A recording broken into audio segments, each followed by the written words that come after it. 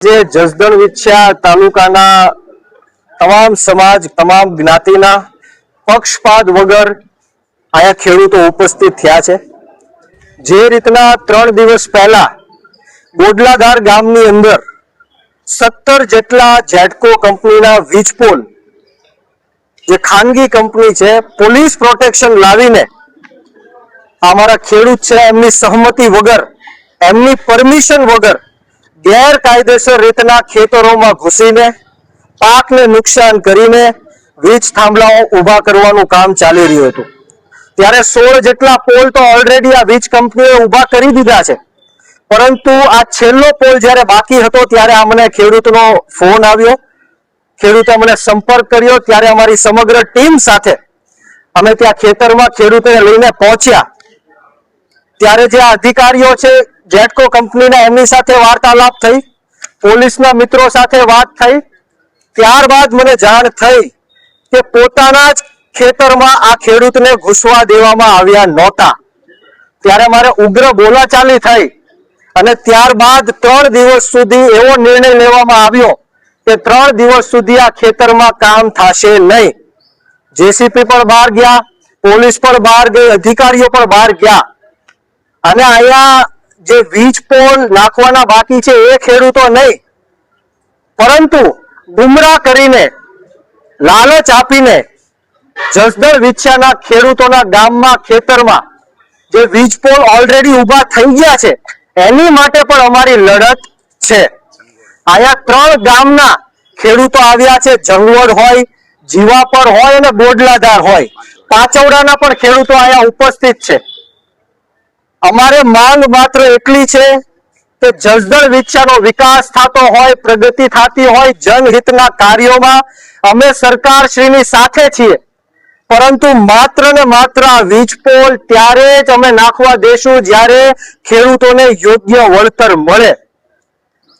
ખેડૂતોને ટાવર દીઠ અમે 2 કરોડ રૂપિયાની માંગ કરીએ છીએ, તારના 1 કરોડ રૂપિયાની માંગ કરીએ છીએ।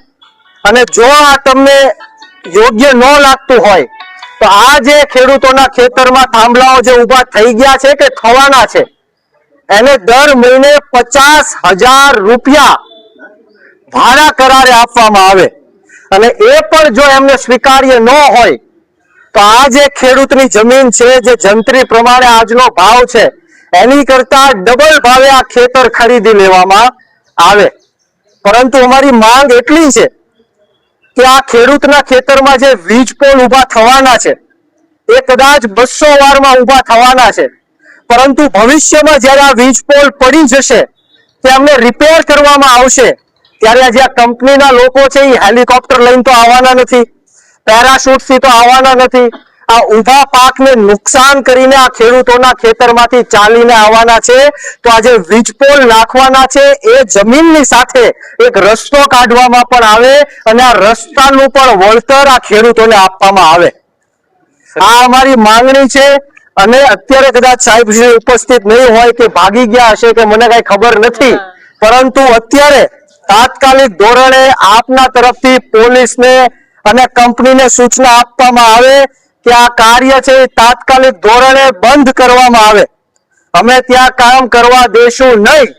અમારે શાંતિપૂર્ણ રીતના ગાંધી ચિંધ્યા માર્ગ ઉપર અમે તમને રિક્વેસ્ટ કરીએ છીએ, વિનંતી કરીએ છીએ।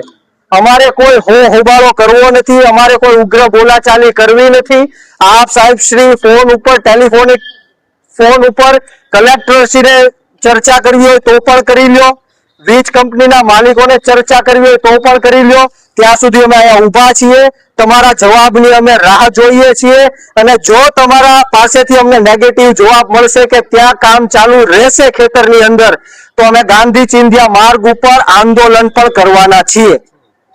તમારી આ માંગ છે ને આજે અત્યારે જ હમણાં જવા દઈએ છીએ, અમારી માંગ અત્યારે જવા દઈએ છીએ, પરંતુ મીડિયાની સમક્ષ આપને પણ હું કહેવા માંગુ છું અને આ મેપ દેખાડવા માંગુ છું કે આ જીવાપર ગામનો મેપ છે, જીવાપર ગામનો નકશો છે।